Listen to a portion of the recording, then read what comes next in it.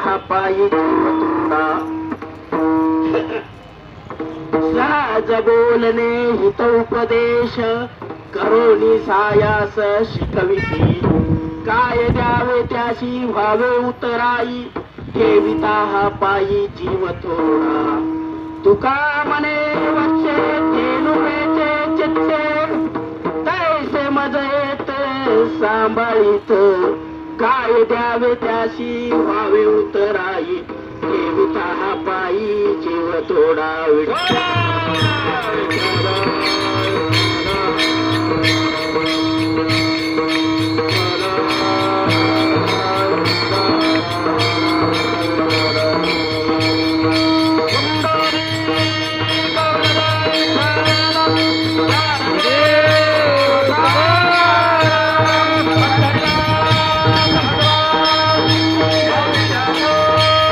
पाठीमागे आहे असे म्हणणं आहे. जर आपल्या पाठीमागे असतील ना तर कुठलीही गोष्ट अशक्य नाही हे माझ्यातून शिकायला. तर बरड्या मुक्कामी आज मला सेवेसाठी संधी मिळाली आणि या सुवर्ण संधीचं मी सोनं करण्याचा या ठिकाणी प्रयत्न तर या भगवानजी बापू कृपा आणि ज्ञानाचा सागर असणारे आपले हरिभक्त पारायण रामायणाचार्य पुंडलिक महाराज यांच्या कृपेतून मी या ठिकाणी आपले मंचक महाराज असो प्रकाश महाराज असो की बाकी सर्व भजने मंडळी माझ्या पाठीमागे या ठिकाणी उभी आहे. आणि विशेष करून आपले गणपत महाराज गुरुवर्य गणपत महाराज म्हणायला हरकत नाही. कारण या मार्गावर जात असताना आपल्याला कुणाचं तरी मार्गदर्शन हे फार महत्वाचं आहे. आणि एक विशेष संताची ओळ मला समजा अभंगाचं एक चरण विशेष असं वाटते. लाडकी लेक मी संतांची मजवर कृपा बनताची का. कारण विचार करा माऊली हे जे दुस्तार आहे ते आमच्या गावची वैराग्य मूर्ती आमचे दासा बापू ज्यांनी आपलं संपूर्ण आयुष्य गावासाठी गावाच्या सेवेसाठी समर्पण केलं हे त्यांचं धृत घेतलेला अभंग संत श्रेष्ठ तुकाराम महाराज वैराग्याची मूर्ती असणारे संत श्रेष्ठ तुकाराम महाराज यांचा 4 चरणाचा अभंग आणि अभंग संतपर प्रकरणातला आहे आणि संतांची स्तुती करणारा अभंग आहे.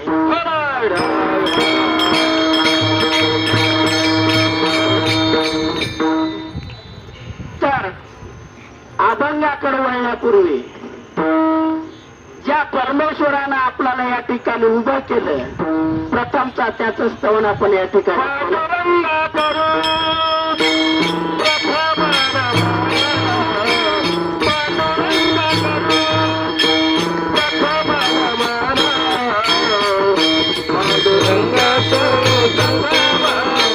संतांचे उपकार मज निरंतर जागविती काय द्यावे त्याशी व्हावे उतराई ठेविता पायी जीव थोडा.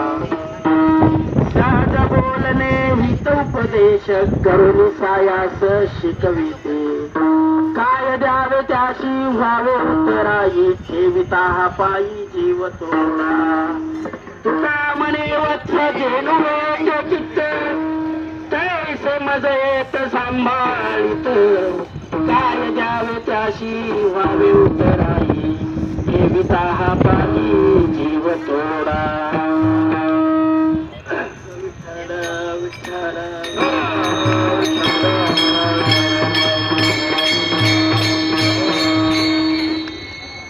अभंगाचा सरळ सरळ भावार्थ विचार करता. साधू संतांनी केलेले आपल्यावरचे उपकार आणि त्या उपकाराची कृतज्ञता व्यक्त करणारा हा 4 चरणाचा तुकाराम महाराजाचा अभंग. माऊली, या वाटेवरून चालत असताना नाना प्रकारचे अनुभव आपल्याला या ठिकाणी पाहायला मिळतात. काही व्यक्ती उपकार करणारे असतात आणि त्या केलेल्या उपकाराची जाणीव ठेवणं म्हणजे कृतज्ञता, आणि केलेल्या उपकाराची जाणीव न ठेवणं म्हणजे कृतज्ञता. तर मग या ठिकाणी कृतज्ञता आणि कृतज्ञता समानार्थी शब्द वाटतायत, पण शेवटचा एक शब्द वेगळा आहे म्हणून त्याचा पूर्ण भावार्थ बदलतो. तर एक भागवतामधली एक कथा आहे, थोडासा दृष्टांत देतो. एक ब्राह्मण रस्त्यानं चालत असतो. त्याला तीर्थक्षेत्राची वारी करत करत करत करत धर्मजल समोर समोर चालत असतो. आणि समोर चालत असताना एक घनदाट जंगल समोर असते. तर एक मोठं झाड, त्या झाडाला तो विसाव्यासाठी बसतो. विसाव्याला बसल्याच्या नंतर त्याच्या वर एक राजहंस पक्षी बसलेला असतो. आणि ते राजहंस त्या ब्राह्मणाकडे पाहतो आणि ब्राह्मणाला म्हणतो, महाराज खूप थकलेले दिसताय तुम्ही आणि भूकही लागली वाटते. तर तुम्ही काय करा, इथं जवळच एक ओढा वाहतो, त्या ओढ्याचं पाणी प्या. इथून जवळच एक वाटिका आहे, तिथं सुंदर सुंदर गोड अशी फळं आहेत, तिथली फळं खा, तिथलं पाणी प्या आणि या ठिकाणी रात्रभर वास्तव्य करा. कारण समोर घनदाट जंगल आहे, हिंस्र पशु पक्षी तुमची शिकार करतील. त्यामुळे तुम्ही काय करा, रात्रभर या ठिकाणी आराम करा. त्यावेळी ब्राह्मण विचार करतो, त्या वाटिकेमध्ये जातो, फळं खातो, त्या ओढ्याचं पाणी पितो आणि त्या झाडाखाली बसतो. पण बसल्याच्या नंतर रात्रीला झोपायची सुविधा काय? तो राजहंस पक्षी त्या ब्राह्मणाला म्हणतो, महाराज काही चिंता करू नका, त्या झाडाचे कवळे कवळे कवळे कवळे कवळे कवळे शेंडे असतात ते खुडून त्याची शेज त्या ब्राह्मणाला करून देतो आणि यावर तुम्ही विश्राम रात्रभर करा आणि सकाळी निघून जा, असं तो राजहंस त्या ब्राह्मणाला सांगतो. सकाळ होते महाराज. सकाळ झाल्याच्या नंतर ब्राह्मण उठतो, आपला प्राणविधी आटोपतो आणि आपल्या रस्त्याला लागतो. पण निघताना त्याच्या मनामध्ये विचार येते, हे राजहंस एवढी मदत करणार आहे आणि आपल्याला आणखी या वनामधून जायला 4 दिवस लागणार आहे, मग आपल्या भूकाची व्यवस्था काय होईल? त्यावेळी त्या राजहंसाला जवळ बोलावतो. बोलावल्याच्या नंतर त्याची मान कापतो आणि मान कापल्याच्या नंतर त्याला भाजून आपल्या पिशवीमध्ये सोबत घेऊन जातो. या माऊली कृतज्ञता. आणि ही कृतज्ञता केल्याच्या नंतर त्याचे काय परिणाम होतात ते या दृष्टांतात आपण समोर पाहू. तर या ठिकाणी तो ब्राह्मण आपल्या पिशवीमध्ये त्या राजहंसाला भाजलेलं सोबत घेऊन जात असतो. तो राजहंस म्हणजे काय साधारण नसतो, तो राजहंस म्हणजे ब्रह्मसभेमध्ये जातो, ब्रह्मज्ञान प्राप्त करतो आणि त्या राज्याच्या राजाला ते ब्रह्मज्ञान तो राजहंस त्या ठिकाणी देत असतो. 2 दिवस झाले, 4 दिवस झाले, राजहंस काय येईना झाला, ज्ञान काय प्राप्त होईना झालं. राजा विचार करू लागला, नेमका असा हे राजहंस गुंतला असेल कुठे. आपल्या प्रधानाला त्या झाडाकडे पाठवल्याच्या नंतर तो प्रधान ज्यावेळी त्या ठिकाणी गेला, पाहतो तर काय त्याचे पक्ष इकडे तिकडे विस्तीर्ण पडलेले दिसू लागले, रक्त सांडलेलं दिसू लागलं आणि तो प्रधान धावतच त्या राजाकडे आला आणि राजासाहेब आपल्या राजहंसाला कुणीतरी मारलं असं मला वाटते, कारण तो काय म्हातारा नव्हता मरायला, कुणीतरी त्याची हत्या केली असावी असं मला वाटतंय.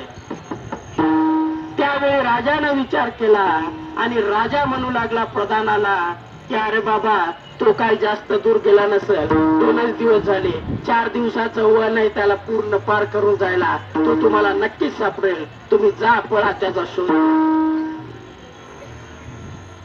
त्यानंतर शोध येऊ लागले, सापडला आणि सापडल्याच्या नंतर त्या ब्राह्मणाला राजा पुढे उभं केलं आणि उभं केल्याच्या नंतर राजा विचारू लागला अरे बाबा त्याचा राजहंसानं तुझं असं काय वाईट केलं होतं की ज्याची तू हत्या या ठिकाणी केलीस. त्यावेळी त्या राजाने त्या ब्राह्मणाला शिक्षा दिली, त्याचे हातपाय कापले, त्याचा डोकं शिरच्छेद केला आणि वेशीवर टाकून देण्यात आलं कोल्ह्या कुत्र्याला खाण्यासाठी.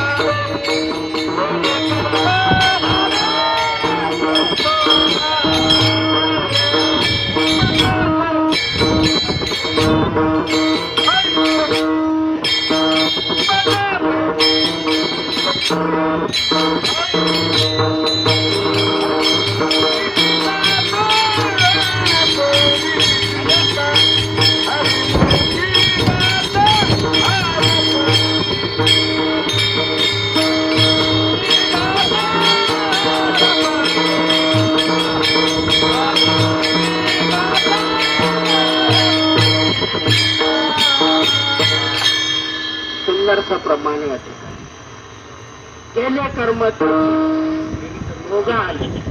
आपण जैसे कर्म करता तैसा आपल्याला भोगणंच आहे महाराज. आणि तो ब्राह्मण सुद्धा या ठिकाणी तेच भोगू लागला. त्याचा शिरच्छेद करून त्या वेशीवर टाकण्यात आलं कोल्ह्या कुत्र्यांना खाण्यासाठी. तर कोल्हे कुत्रे जवळ यायचे, वास घ्यायचे, निघून जायचे. बरेच दिवस झाला तो मृतदेह त्या ठिकाणी तसाच पडून होता. घाण वास यायला लागला आणि वास येत असताना गावातली लोक आली आणि राजाला म्हणू लागले राजे साहेब त्या ब्राह्मणाला जे तुम्ही वेशीवर टाकले ना त्याचा आता घाण वास यायला लागला, त्याची दुर्गंधी सुटायला लागली, त्याला कोल्हे कुत्रे सुद्धा खायला गेलेत महाराज, याचं काहीतरी व्यवस्था करा. तर जवळच राक्षस होता, राक्षस नरभक्षी राक्षस हे कितीही दिवसाचं माणसाचं कुजलेलं मांस खातात हे ऐकलं होतं. आणि राजानं प्रधानाला त्या राक्षसाला बोलवायला पाठवलं महाराज. बोलवलं, राक्षस आले, राक्षसानं वाद घेतला आणि वाद घेतल्याच्या नंतर राक्षस राजाला म्हणायला लागलं राजेसाहेब माफ करा, आम्ही कितीही दिवसाचं नाचकं पुचकं मांस खातो पण अशा कृतज्ञ व्यक्तीचं मांस कधीच खात नाही. ही आहे महाराज कृतज्ञ आणि कृतज्ञतेचा फरक. तर त्या ठिकाणी आपली अवस्था कृतज्ञताच असली पाहिजे, कृतज्ञ असू नये. ज्यांनी आपल्याला या ठिकाणी आपल्यावर उपकार केले त्या उपकाराची जाणीव आपल्याला असावी यासाठी तुकाराम महाराज या ठिकाणी हे अभंग घेतात आणि या अभंगामध्ये म्हणतात की काय सांगू आता संतांचे उपकार. काय सांगावं महाराज या संतांचे उपकार. थोडासा उपकार कोण कोण करते. नदी ज्यावेळी ज्या ठिकाणी उगम होते आणि ती सदैव प्रत्येकाच्या उपकारासाठी जन्मलेली आहे महाराज. गाय ही प्रत्येकाच्या उपकारासाठी जन्मलेली आहे आणि हा नरदेह जो लाभलाय ना तो सुद्धा उपकारासाठीच लाभलेला आहे. म्हणून आपण या देहामध्ये आल्याच्या नंतर उपकार केले पाहिजे. कारण उपकार केल्याच्या नंतर त्याच्यामध्ये वाढ होते आणि ते जर तसंच जर जमा राहिले ना महाराज तर त्याचा नाश होते. म्हणून गंगा ज्यावेळी निघते त्यावेळी त्या गंगेच्या दोन्ही बाजूचा जो भाग असतो तो सुख समृद्धीने असा वाहून जातो. म्हणून त्या गंगेचे उपकार असतात. ही गाय माता गौ माता जी आपली आद्य देवी आहे ती गाय माता गायत्री माता आणि ती सुद्धा आपल्यावर उपकारासाठी या ठिकाणी जन्मलेली आहे. मग उपकार माणसाला हे जे नरदेह मिळाला त्या परमेश्वराचं भजन करण्यासाठी आणि त्या भजनातून काय घ्यायचं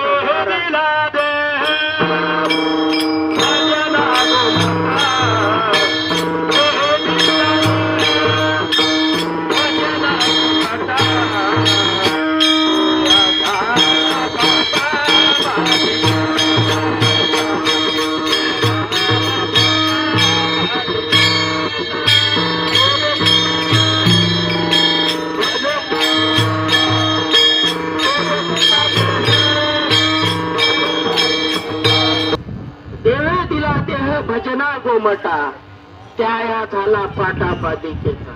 तर माऊली बाधिकेचा फाटा होऊ देऊ नका आणि उपकार करत चला. तर हा मानव देह सुद्धा उपकारासाठी मिळाला आहे. आपण उपकार केलेच पाहिजे यासाठी एक दृष्टांत पुढे चालतो.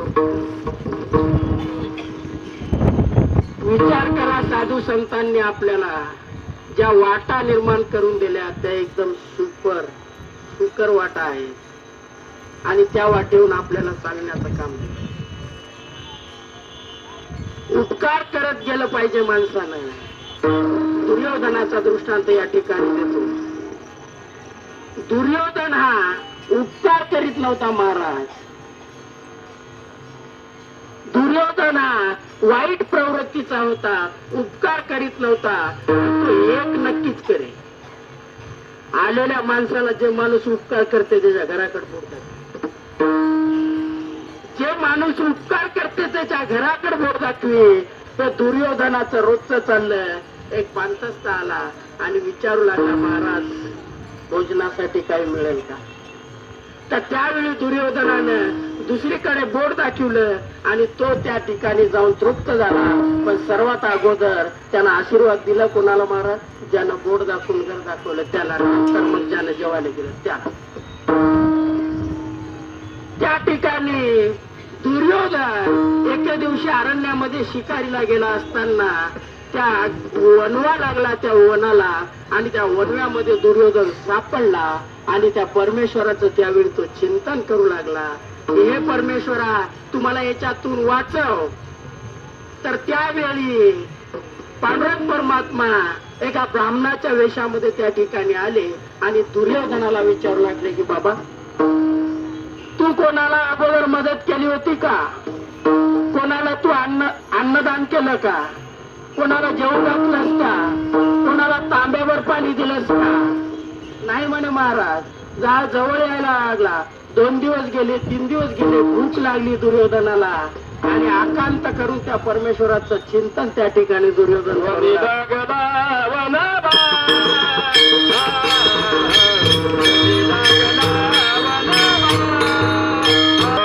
या ठिकाणी ज्यावेळी वनी लागला वनवा त्यावेळी त्या परमात्म्याची आठवण येऊ लागली. परमात्मा ब्राह्मण रूपामध्ये त्या ठिकाणी आले आणि आल्याच्या नंतर दुर्योधनाला विचारलं याच्या अगोदर उपकार केला होता का? तर दुर्योधन म्हणला, महाराज मी उपकार तर काय केले नाही, पण मी उपकार करणाऱ्याचं घर दाखवलं. मग तेवढंच जे पुण्य आहे त्याच्यातून त्या परमेश्वरानं त्या दुर्योधनाला वाचवलं महाराज. किमान उपकार नाही जमले तर अपकार तरी करू नका, त्यासाठी या ठिकाणी दृष्टांत दिला विठ्ठल.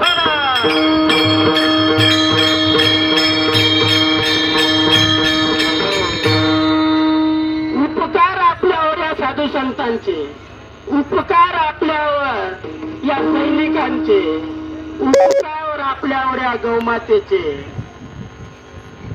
माझा विचार करीत असताना गायीचे उपकार आपल्याला सांगता येतात, नदीचे उपकार आपल्याला सांगता येतात.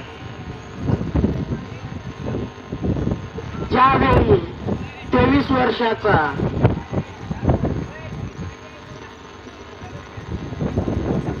भगतसिंग, 23 वर्षाचा, फाशीची शिक्षा झाली महाराज. फाशीची शिक्षा झाली, एका तासानं फाशीत भगतसिंगांना देण्याची घोषणा झाली त्या ठिकाणी.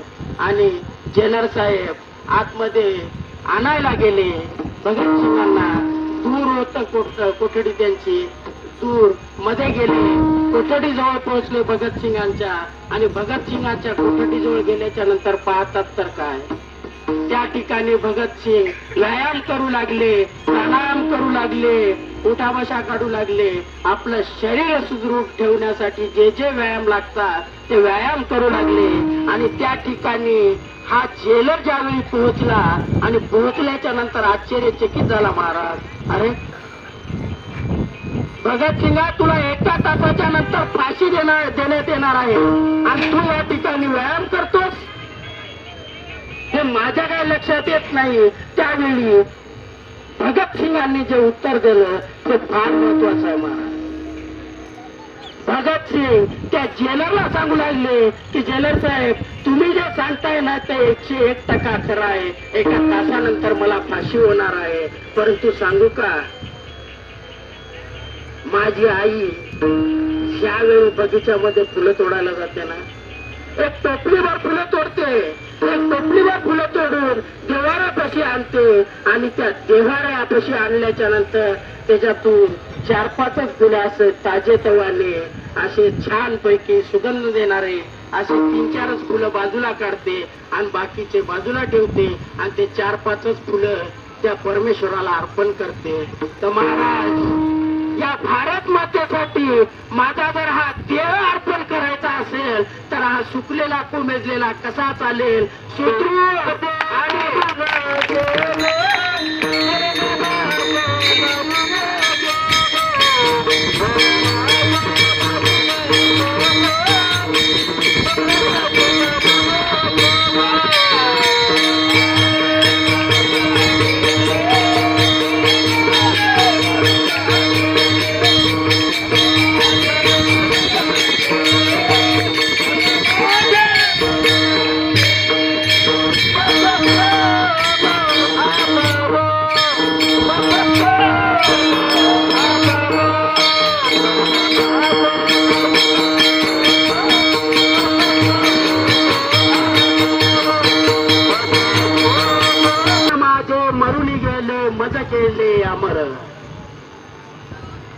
तर मग या ठिकाणी भगतसिंग त्या जेलरला सांगित होते की महाराज, जर 4 फुलं रोज वाहतात हो देवाला, पण माझा हा जो प्राण आहे ना तो एकदा त्या भारत मातेला मी अर्पण या ठिकाणी करणार आहे. तर मग सुकलेला कोमेजलेला उदास प्राण कसा चालेल? म्हणून मी या ठिकाणी व्यायाम करतोय. हे उत्तर त्या जेलरनं ऐकलं आणि त्याच वेळी तुकाराम महाराजांना कल्पना सुचली की काय सांगू. अभंगाचं पहिलं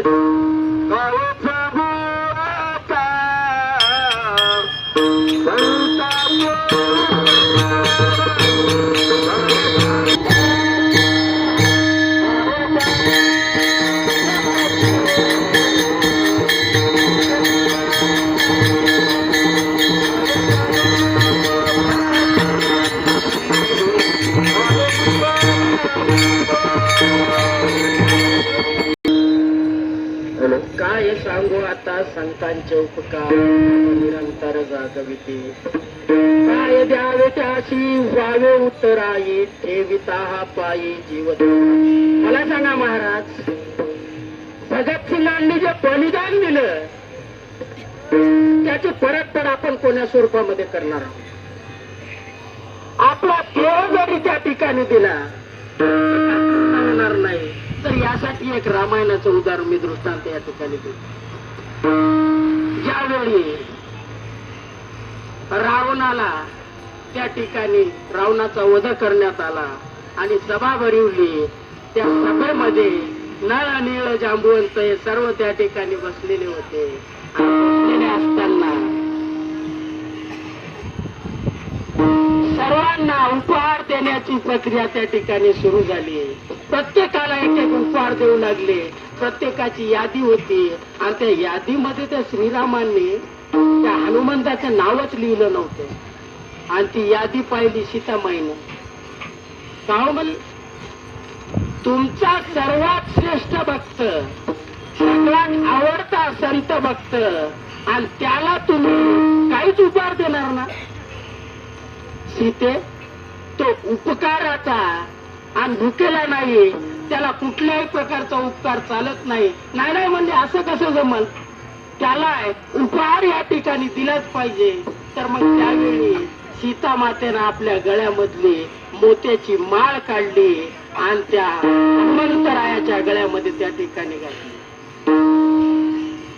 पहिलंच वानर आणि भक्तीनं परिपूर्ण भरलेले असे हनुमंतराय ज्यावेळी गळ्यामध्ये ती मोत्याची माळ पाहिली महाराज, पाहिल्याच्या नंतर ताडकन उडी मारली, झाडावर जाऊन बसले आणि झाडावर जाऊन एक एक मणी त्या मोत्याचा तोडू लागले. आणि हे सर्व दृष्टांत नळ नीळ जांबुवंत खाली बसून पाहू लागले.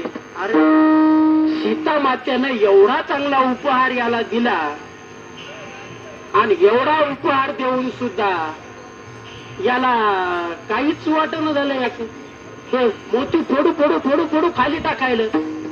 मग त्यावेळी सीता मातेला सांगण्यात आलं आणि सीता मातेने त्याला विचारलं, हे म्हणली, मी तुला एवढ्या आनंदानं ही मोत्याची माळ तुला दिली होती आणि तू याला का फोडतोस?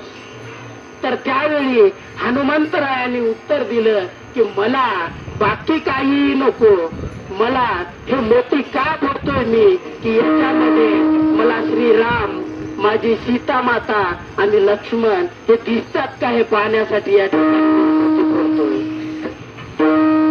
हे उत्तर त्या सीता मातेनं ऐकलं आणि ऐकल्याच्या नंतर सीता माता म्हणू लागली, मोत्यात कुठं असते का म्हणली. ते म्हणलं, सर्व ठिकाणी प्रभू रामचंद्र आहेत, माझ्यात आहे, तुमच्यात आहे, सर्वात आहे, मग तुझ्यातही आहे का? हो. मग त्यावेळी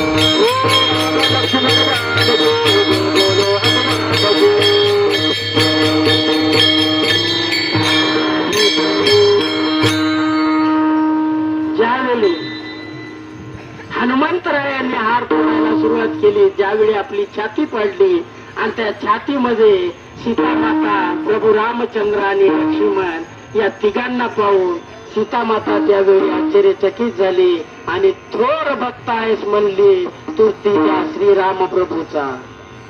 मग अशा संतांचे आपण या ठिकाणी काय उपकार जाणणार आहोत महाराज. काय आपला जीव जरी त्या संतांच्या पायावरती अर्पण केला तरी तर मग काय सांगू आता. संतांचे उपकार मज निरंतर जागविती, काय द्यावे त्याशी व्हावे उत्तराई, ठेविता हा पायी जीव तोडा. सहजची बोलणे हित उपदेश, करोनी साय असं शिकविती. माऊली, सहजची बोलणे हित उपदेश. आता या वेळ खूप होत आहे, वाटचालीचं कीर्तन आहे, लांब चाललाय असं मला वाटतंय, म्हणून एवढा पुष्पार्थ देतो आणि शेवेला कारण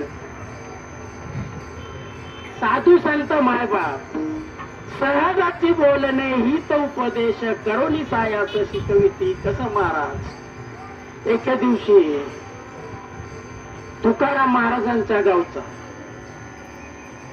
एक गंगाजी मवाळ नावाचा माणूस,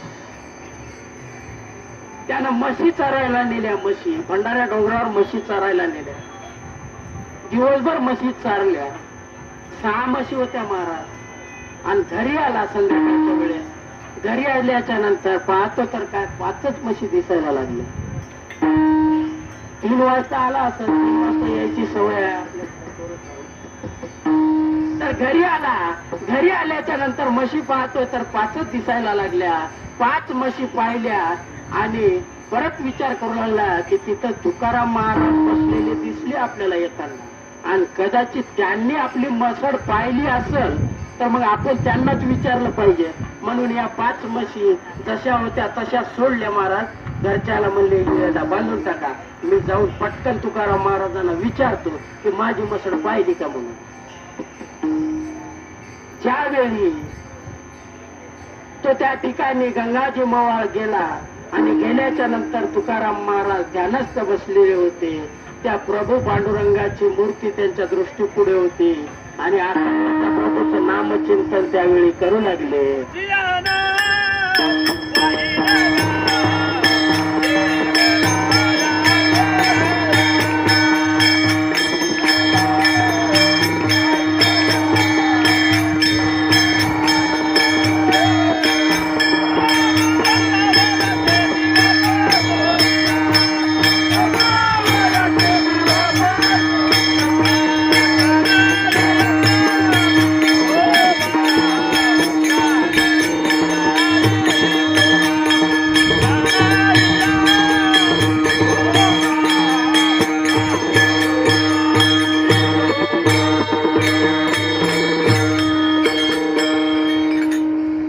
त्या ठिकाणी तो गंगाजी मवाळ धावत पळत त्या ठिकाणी गेले. त्यावेळी ध्यानस्थ असणारे तुकाराम महाराज त्यांनी पाहिले, ध्यान करू लागले त्या प्रभू पांडुरंगाचं. त्याची मूर्ती आटू लागले, त्याचे पाय आटू लागले, त्याचं दर्शन चिंतन मनन त्यांच्या मनामध्ये त्या ठिकाणी चालू होतं. आणि तो त्या ठिकाणी पोहोचला आणि पोहोचून हलवून तुकाराम महाराजाला विचारायला लागला, महाराज महाराज माझी एक मसड पाहिलीत का म्हणले तुम्ही. तुकाराम महाराज अवस्थेमधून जागे झाले आणि जागे झाल्याच्या नंतर म्हणू लागले की बाबा तुझ्या म्हशीसाठी मला तुझ्या प्रभूच्या चरणावरून विलिपुट का केलंस. त्या प्रभूचं नामस्मरण माझं चालू होतं आणि तुझी एक छोटीशी मसड गेली म्हणून तू त्या प्रभूच्या नामस्मरणामधून अलिप्त का केलंस हा प्रश्न विचारू लागला. नाही महाराज माझी मसड 1,65,000ची आहे म्हणले आणि ती फार महत्वाची आहे, 5 लिटर दूध देते. तुकाराम महाराजांनी विचार केला याला सांगून काय उपयोग नाही म्हणले. अरे म्हणले जेवढ्या वेगानं तू या ठिकाणी आला तेवढ्याच वेगानं जर त्या परमेश्वराकडे तू गेला असता तर तुला कदाचित आजपर्यंत तो परमेश्वर सुद्धा भेटला असता. करावी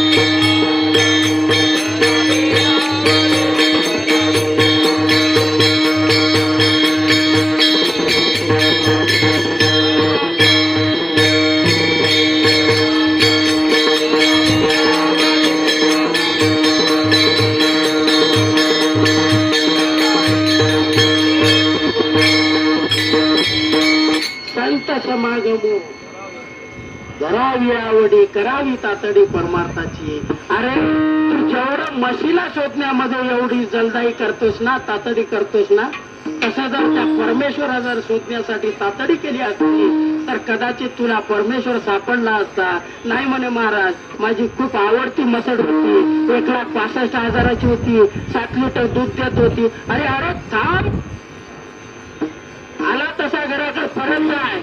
तुझ्या गोट्यामध्ये कुठेला तुझी मसड बांधलेली आहे. नाही महाराज, मी आता त्या ठिकाणाहून आलो आणि मसडी 5च होत्या आणि ती 6वी मसड काय नव्हती. मी त्या ठिकाणाहून पळत आलो.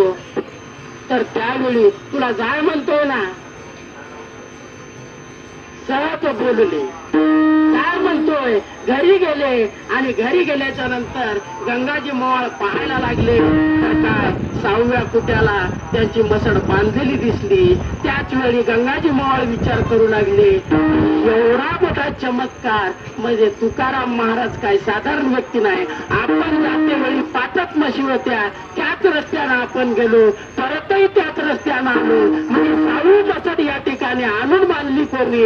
हे सहज बोलणं, हेच उपदेश करून काय असं शिकविती. ते सहज बोलणं त्यावेळी त्या ठिकाणी त्या गंगाजी मोवाळच्या मनाला लागलं आणि मनाला लागलं धावत धावत तुकाराम महाराजापाशी गेला आणि तुकाराम महाराजांचे पाय धरले की महाराज, तुम्ही जे काही सांगताय ते सत्य आहे की आजपर्यंत मी जर एवढ्या तातडीनं त्या परमेश्वराचं जर चिंतन केलं असतं तर कदाचित या मसडीपेक्षाही माझा परमेश्वर मला लवकर सापडला असता. विठ्ठल